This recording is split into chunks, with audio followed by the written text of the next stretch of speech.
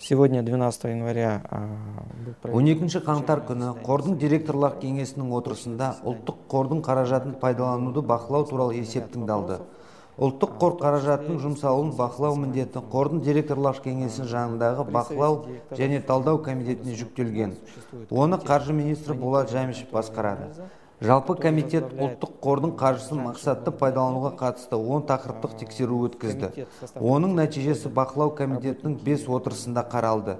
Директорлар кеңесінің отырысында 2011 жылдың қорытындысы назарға ұсынылды. Ұлттық қордың қаражаты өндірістік және инфрақұрылымдық жобаларды, шағын және орта кәсіпкерлікті қаржыландыруға, жылжымайтын мүлік нарығында мәселелерді шешуге жұмсалды. Есептік кезең ішінде ешқандай заң бұзушылық тіркелмеген.